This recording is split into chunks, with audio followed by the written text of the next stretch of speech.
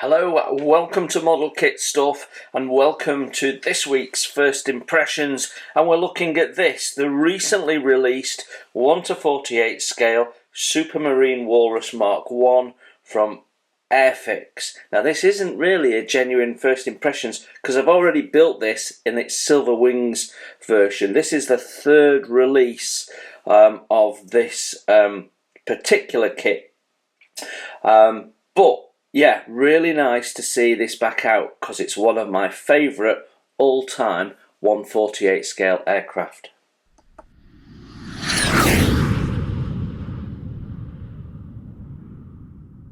So this isn't a new toolkit, but it's a very recent toolkit, 2017.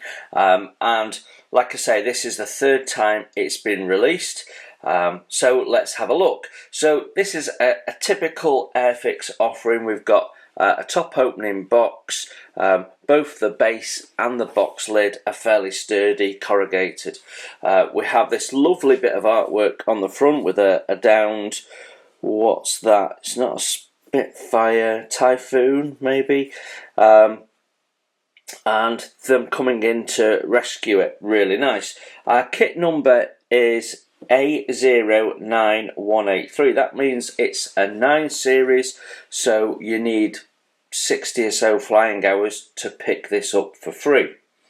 As we look on the sides, get this out of the way, we can see we've got a little bit of history here. Then we've got our 3 paint schemes. Then we've got the paints required. Comes with 3 flying hours and tells us it's a skill level 3.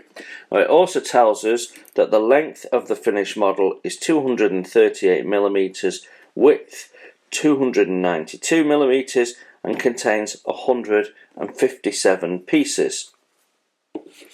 The box ends are pretty much reflecting what's on the front, and then on this side we've got some CAD images of the aircraft, including an interior shot. You can't build the model in that format. Well, I guess you could cut it out. It does have quite a detailed interior, and we'll talk more about that at the end. So we've also got some standard warnings before you buy the kit. Contact details tells us that the model design and tooling is 2017, and that the decal schemes and pack design is 2017 as well. So yeah, and it also tells us that our decals are cartograph, and that this one was made in India, which is where the majority, but not all, Airfix kits are manufactured. Okay, so there we go, that's the box dealt with. When we open it up, we get the usual arrangement with Airfix at this scale, where we've got one bag with everything in, and then a separate bag with our clear parts, and then underneath our instructions, which will have our paint instructions and no doubt our decals inside. So let's take a look at the instructions. So our usual layout for Airfix instructions, we've got an A4 colour building manual. It's stapled, and on the front there we've got history and specifications in several different languages.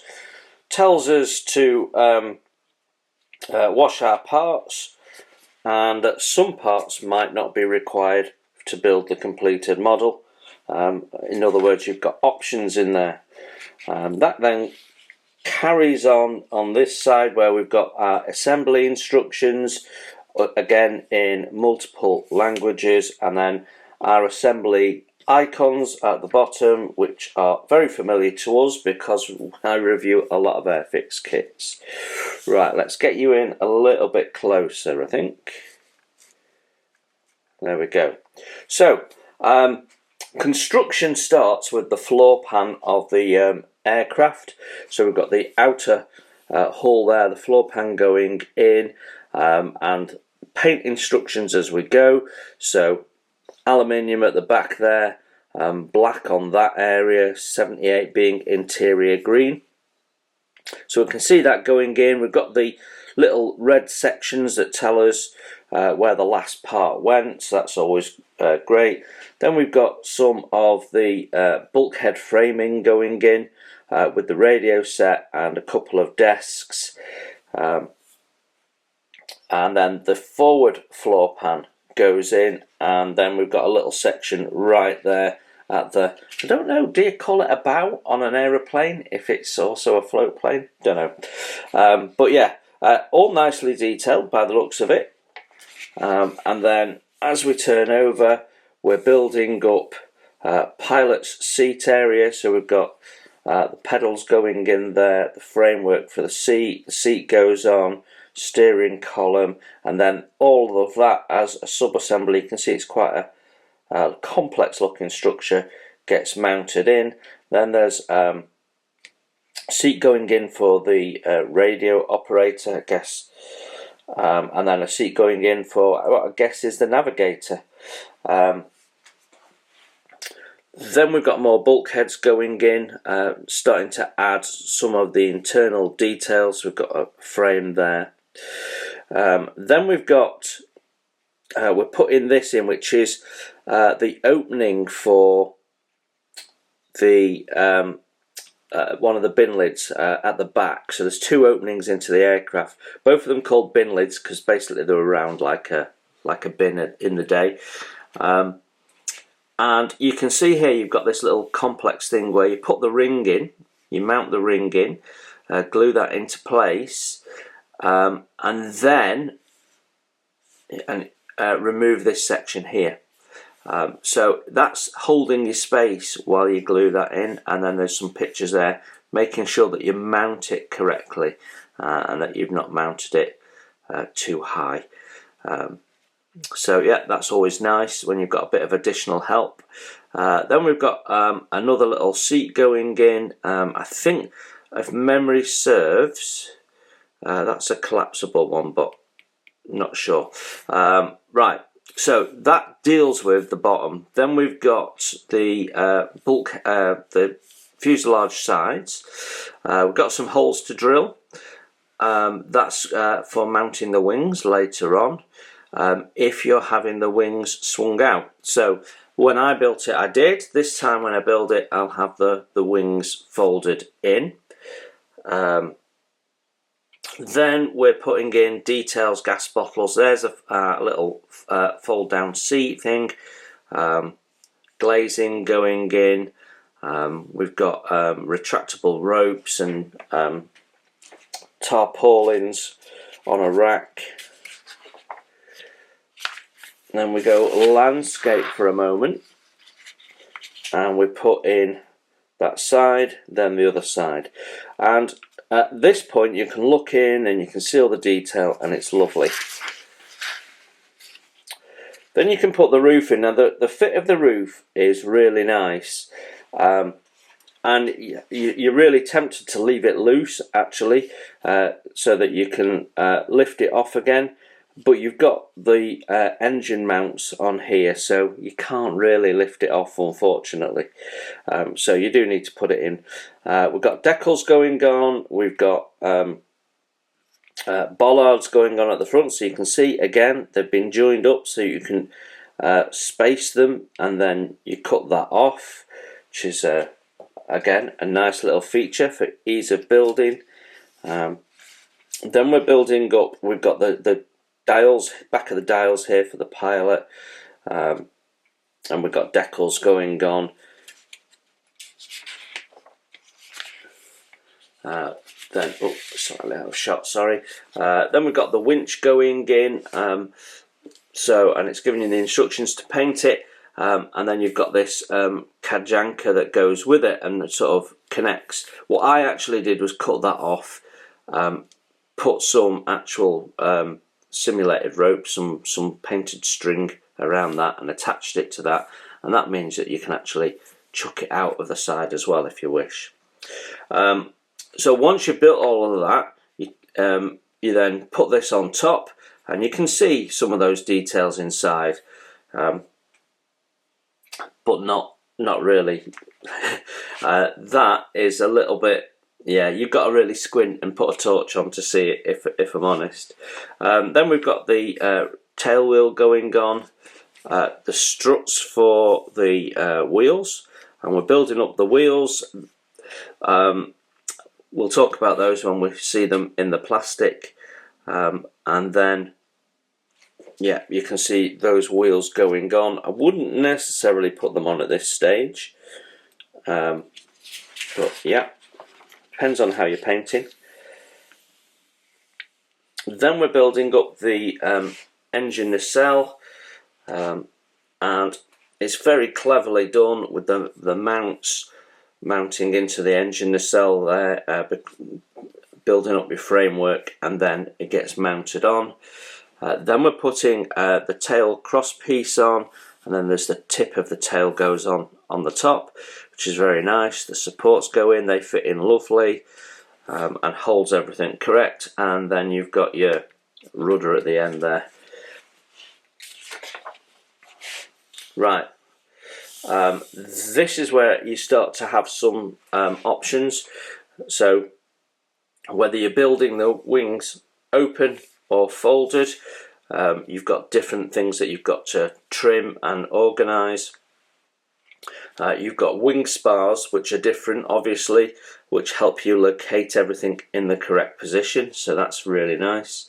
2-part wings, and then you have to follow these silhouettes, so as you go through there it's telling you what to be doing, and it looks glorious with the wings open, but I think it's going to look a bit busier with the wings closed, which is why I want to do that version next. Putting in the lamps and the glazing there.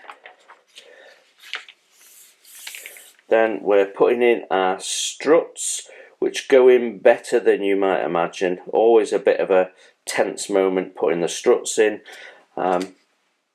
Then for wheels up, you put in the struts in and the wheel, and that sort of sits in that recess.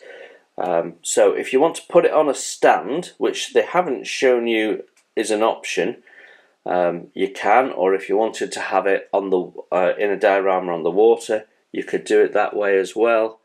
So yeah, then we're building up the floats. 3 pieces to the floats. They go together well, as I recall. Then we're building up the engine, which actually looks really nice when it's painted up. We can see the exhaust going in there.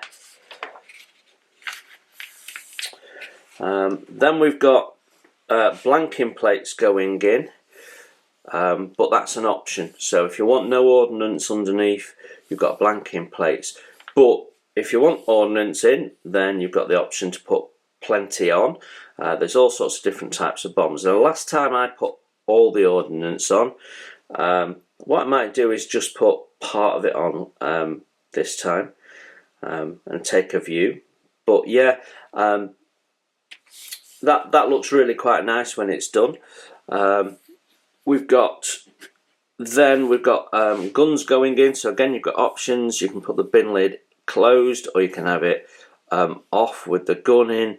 I actually displayed mine sort of on the side, so you could see both. Then again, for the back bin lid, open or closed, there is glazing in there, so even if it's closed you can see in, but you only see a tiny thing. You don't see any of the interior detail particularly. And there's a double mounted gun there. Then we're doing the propellers for the to go onto the engine there, and shows you the position of the wings for folded. Not quite sure why they're showing it you there again. Canopy glazing goes on. Again, we've got options, which is really nice. We've got fully buttoned up or with windows open. It looks nice with the windows open. You can look in better. So that sort of slides back or is slid forward depending on your choice. And then we've got some details going on there. We end up rigging those later on. and we've got a little piece that goes on the side, not quite sure what that is. Then the folded wing option, we start talking about trimming the wings, assembling the wings,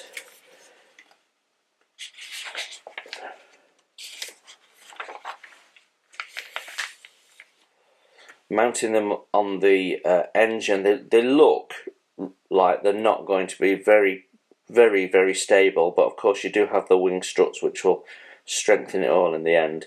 Putting the lamps in again, building up the flaps, putting the struts in,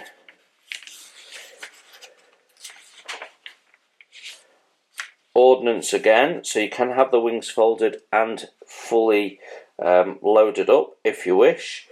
Then we're building up the floats again, and those last bits that we just saw, and then that completes the model minus rigging. So there is a rigging diagram here, but Airfix very kindly give you a better version of the rigging diagram, which is this here. So let me get you into that a little bit. So you can see what they've done. So the light's reflecting off it, there you go. What they've done is they've marked out clearly in red where all the rigging lines go. They've given you some close-ups. They say this is for experienced modelers, and you know, I wouldn't disagree. Rigging can be tricky. So yeah, so all the bracing wires are being shown there, and you've got the radio antenna as well. So yeah, go through it methodically. More tricky if you're doing the folded wing version, because you can't get in the back to do some of the wings. So you might want to look at how you can perhaps do that as you're building. So maybe putting all of the rigging lines in on one wing before you put the struts on, and drilling the holes in the other wing before you mount it on the struts, and or something like that, I think, to be looked at the time. But yeah, there you go. Nicely done. And that brings us nicely to the paint instructions. So we get two sheets. Take you to this one, and we've got paint scheme A. So number 276 Squadron, Royal Air Force, Harrowby, Devon, England, 1944. So in the beige green undercarriage and typical dark grey, dark green camouflage pattern. We've got all of these little feet to put on, which is sort of where you can walk on the wings. So yeah, that takes a little bit of time, but not too many decals on there, to be honest. It's not overloaded with decals. Then if we flip over to paint scheme C, pretty much the same, but we're swapping out the beige for a camouflage grey under Humbrol 28 underneath. That's quite a nice looking scheme. So that's number 700 Naval Air Squadron, HMS Sheffield, 1941. So this is the scheme that was applied to the Walrus as we went into war, replacing the silver, all over silver schemes from the interwar years. So yeah, again, very similar in the way of decals, possibly slightly fewer decals because you've not got the RAF markings on. So yeah, quite a nice scheme though, I've got to say I quite like that. And then finally, we've got this paint scheme C, which is number 5 CF Royal Australian Air Force, Australia and New Guinea, early 1943.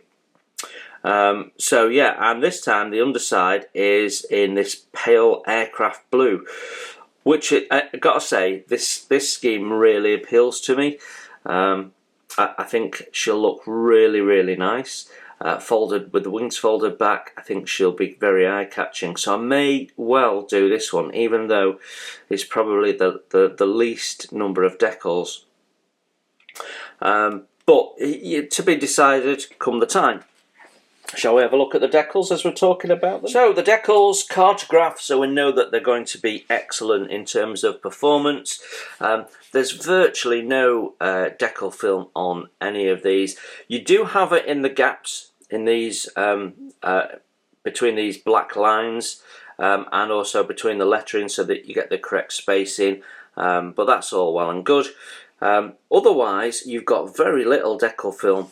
I mean, virtually none. No margin around the rest of the decals. Now, the eagle-eyed amongst you will notice that all of those feet are going in the wrong direction compared to how you saw them on the wings. So let me just remind you. They go along the bottom and top edge of the wing. So yes, they are all individual, to be individually placed, and a lot of fun it is too. Yeah, so don't worry, the instructions are clear enough, and once you put, I put them on last, so once I put this on, you can orientate yourself a little bit. That helps you with the spacing. You've got those on, so some go either side of the roundels, and it's not as difficult as you might think. It's been divided up into common, which is this section here and this large roundel here. And then you've got scheme A and B separately, and then scheme C that is completely different. So not a lot of decals, but yeah, it does show her off really quite nicely, and the interior dials and bits and pieces are really nicely done. So no issues with register as you'd expect. A very nice set of decals.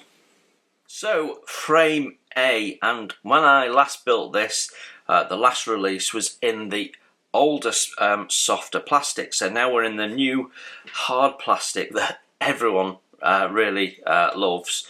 And yeah, for me, somehow it brings the detail out more. I don't know whether that's my imagination or a fact, but that's how it makes me feel. What we've got is lots and lots of really nice rivet detail on here. No need for your riveting tool unless you get a bit heavy-handed with the sanding, of course. Yeah, really nicely detailed. The rivet patterns are all lovely. You've got raised rivets as well as recessed. So the detail around here, these plates here, it's got raised rivet detail on, and it looks lovely under a wash.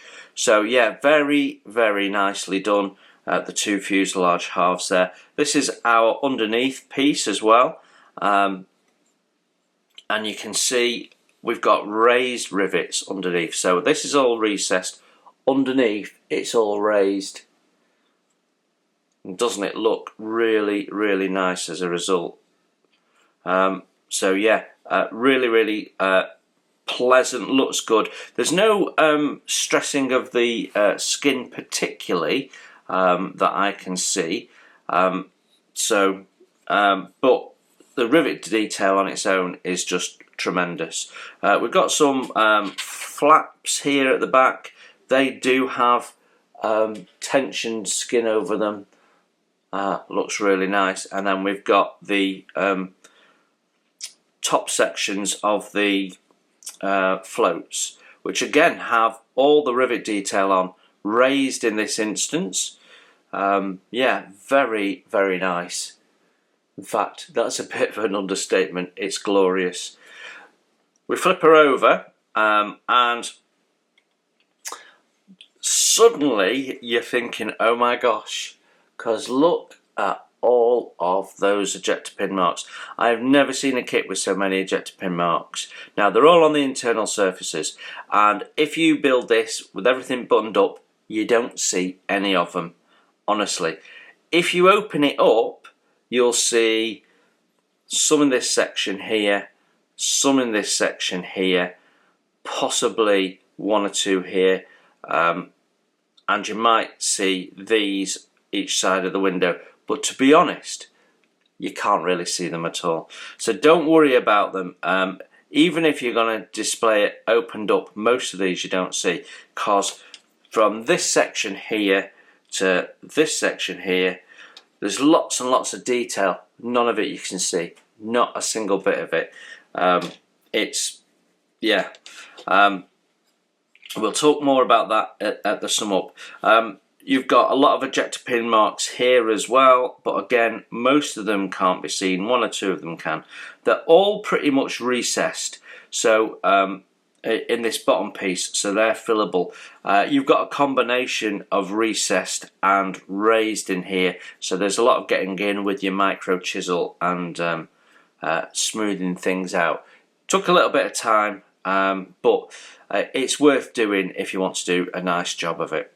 So that is our first Sprue A. Frame B now, we've got our wing halves, we've got our mounting points for the wings. This one's come away. We've got, I think that's for mounting ordnance on there. These are the, oh no, these are probably the bits that go in the wing ends, I beg your pardon, which have some detail on. Then we've got our centre sections there, bin lid and our nose piece. And again, all very nice. You can see under the light that we've got lots of texturing, so you can see the internal strut surfaces. They're really nicely done. There's a little bit of flash on this, tiny amount, but you can just see it there. It's nothing, it's a one swipe job. But yeah, the detail is lovely. On the nose, then the continuation of all that rivet detail is really lovely. And the same on the bin lid, all recessed in this instance. But look at that front edge there with all that on. Just looks stunning under paint. And what you can't see, possibly so well, no, it's not coming up on the camera. When I take a picture you might see, but there is little in between the razors of the caused by the frame, there is little creases where the material is being pulled taut, and you get it all the way along. It is so subtle, but it is absolutely stunning. And you can see the little cross members in there. It is really nice. And we flip it over. You can see there is internal detail on the bin lid, so you can show her upside down and display the inside if you want. Some ejector pin marks, only 4 though, so we'll be okay there. You won't see the ejector pins on the inside of that because it's flipped the other way, so it's the mounting points for some detail. Yeah, so there you go, very nice. So Sprue C now, and this is a slightly bigger sprue again, and it's really nicely laid out. Look how accessible everything is there, easy to get in with your cutters and get into these parts, easy to find the parts, just really nicely laid out. So we've got more wing sections, we've got the roof piece, more flaps, tail sections, blanking plates, the tail rudder there, and then the other parts for the floats. And again, the same is true of everything we've said so far. Absolutely lovely detailing and texturing. The texturing is sublime on this kit. It really is stunning. Nice detail, although a little bit simplified inside the wing recesses for where we're going to mount some of the ordnance. And then we've got our recesses there for the wheels. The floats have lovely rivet detail on. But this is the star of the show on this sprue. So we've got lovely stressed skin on here. Can you see that? It's absolutely stunning. So that makes me believe that the side pieces, which didn't have much in the way of canning, was correct. And that because they've reflected it here, so the same designer is not going to do it in one place and not another, so it must be accurate. And then we have this little innovation with the spacing already done. You put the part in and then you cut this off, and jobs are good. So yeah, really nicely done. Raised detail, some raised rivets, some recessed rivets, very nicely done. And we flip her over, and we can see we've got all that lovely rib detail. Never going to see it, so don't worry about all those ejector pin marks. You never see any of it. Yeah, so the other side of the tail, and it's got even more detail on this underside here. It's very, very nicely done. And we've got some detail here that is on the inside of the wheelbase. So when that goes in there, you can see that from the outside, and it looks good painted up. So yeah, very nice. Sprue D, and we've moved away from all the big meaty parts now, and now we're doing all the smaller detail parts. And again, it's really nicely laid out. Everything's crisply moulded. The detail looks really, really nice. So we've got anchor, we've got steering column, we've got the compass and all the dials there moulded in one nice piece. We've got tarpaulins, the collapsible seat, the radio operator seat, which has some nice texturing on the cushion. So you can see there, it's got a nice little bum shape. Then we've got some of our frames, and it's all got all the rivet detail on. It's absolutely loaded with rivet detail, this thing. We've got the little planking detail in there, the back piece for the dials. I mean, the level of detail is just really stunning. Then we've got more seats again, with a little bit of subtle texturing on, as it should be. It's not overt at all. Then we've got our, I'm guessing it was wood on the inside of the aircraft. It looks like wood slats, but I might be wrong, but it looks like it is.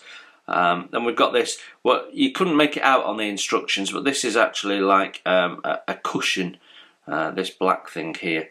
Yeah, so we've got all these details there, winches, and you can see nicely done. When I take the photograph, you'll see that you can see all the sort of the twist in the rope. It's really nicely done. Pedals, propellers, nice and thin and sharp. Unfortunately, we've got sprue gates on the actual blades, which I'm not too happy about, but they cleaned up okay. Exhaust sections, a little fuselage piece. Then we've got the mounting arms for the engine there. They have quite a heavy seam on. Quite a bit of cleanup needed on those to get them sorted out. It's probably the heaviest seam of any parts on the kit. Then we've got this engine, which is exquisite. The detail on it is lovely. The moulding finesse is fantastic. The little cooling blades there are really nicely done, not overt, nice and subtle. We've got the engine nacelle pieces there. I seem to remember they were a little bit tricky to line up, but not earth-shatteringly difficult. You can see we've got some wiring or pipe work or something there on the inside, and then the spinner and the again, lots and lots of rivet detail on all of this.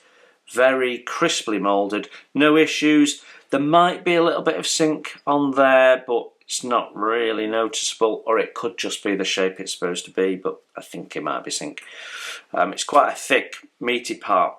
But yeah, there's no issues with any of that. It is really nice. We do have some internal ejector pins to sort out, but like I say, you ain't going to see it in the main, so don't get overly worried about it. Very nicely detailed though, really nice. Considering that a lot of this you'll never see, they've gone to a lot of effort to make this right. Yeah, lovely.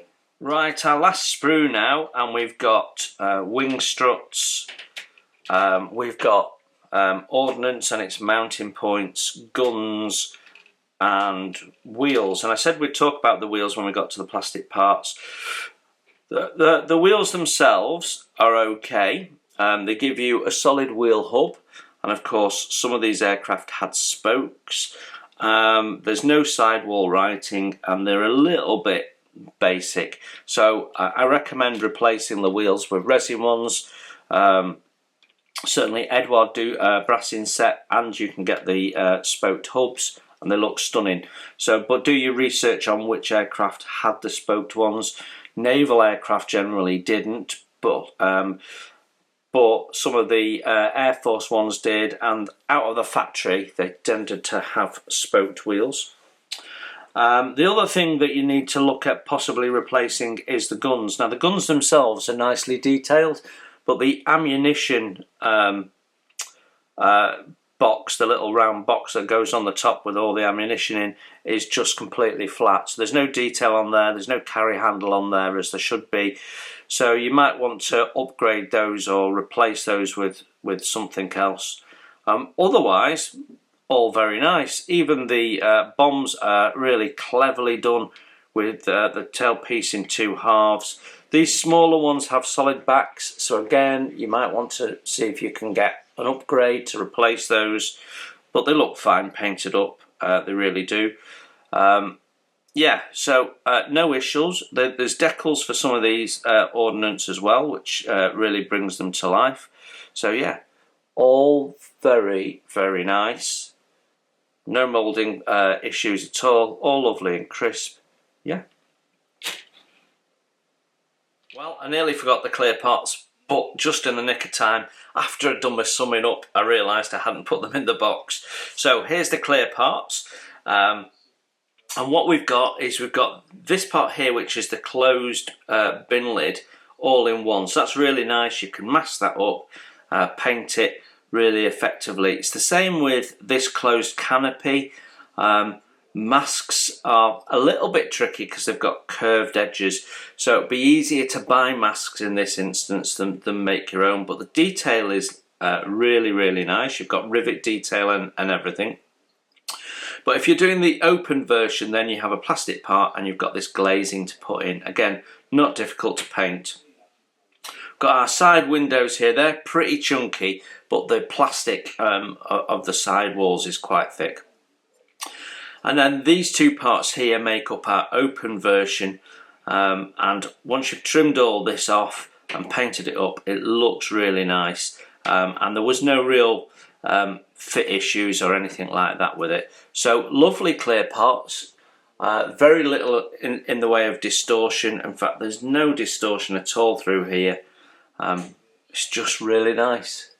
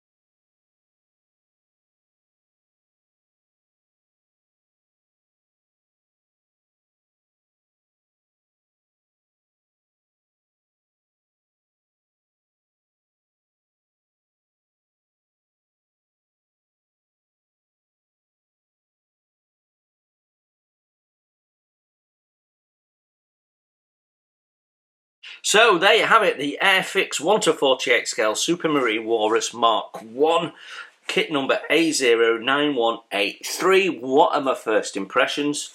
This is a welcome return to the Airfix catalogue. It's such a lovely kit. When I originally built it, I built it with all the Edward etch upgrades. I had a big Ed and I put some resin in, and I also chucked in some quick boost stuff. So I think the lamp lenses are replaced and maybe the exhaust. What I would say is the wheels definitely could do with an upgrade, but I wouldn't bother with the rest of it. Because you just don't see it, and the kit detail in itself on the inside is more than sufficient because you just really don't see it. The exterior detail, the ordinance could do with a little upgrade, and like I say, the wheels, but I wouldn't replace the engine because the engine looks stunning and builds up nice. So this is a really nice straight out of the box build. They give you detailed instructions for doing the rigging. So if you want to have a go at doing some rigging, it's not overly complex. It's all contained within this area here. You rig this section before you put the wings on, and you'll be fine. Yeah, no real problems at all. And the wingspan isn't massive, so you've not got too much to do. It's not like the Gota. And it really does add to the finished look of the model. So what I'd say is, if you fancy doing some rigging, you've never tried it before, this is a good model to try your hand on because it's a decent size. You can get in easier than a 1/72 scale aircraft, for example. So yeah, and the outstanding detail on the exterior of this aircraft really makes it shine. So when you painted it, and even if you just gave it a wash and rubbed it back so you could just see all the panel lines and the rivet detail, it will look stunning. But if you've got the skills to go to town and do some pre-shading and all sorts of weathering effects, this will look beautiful when built. It really, really is a lovely model. I enjoyed building it, and I'm looking forward to building it again. One of Airfix's finest hours for my money. So yeah, I'm not going to tell you that it goes together perfectly because there is some little fettling needs to be done with the sit of the engine struts, but it all goes together generally really well. And even if you're a younger modeler who's only got a handful of models under your belt, you could build that without rigging it and it would still look absolutely awesome. So there you go, that's my thoughts. It's a lovely kit. I'm glad I've got it back in my stash, and I'm looking forward to building it at some point. So, and I may well do that Australian one because the paint scheme on that was nice. So yeah, a lovely kit. I hope if you've been thinking about buying into this, you now know what you get in there, and I really genuinely hope that you buy it because it is a lovely model. Thanks very much for looking in. You enjoy your modelling, and I will see you very soon. Bye for now. Thanks for watching. Please hit the like button and subscribe if you haven't done so. It's free, and that way you won't miss my first impressions, my tool reviews, my product reviews, and any of my builds, including wooden model kits as well as plastic. It's all free, and if you'd like to support the channel, you can hit my PayPal link in the text below. Every pound goes straight into the channel to keep the cameras rolling and to do more fun stuff for you to watch.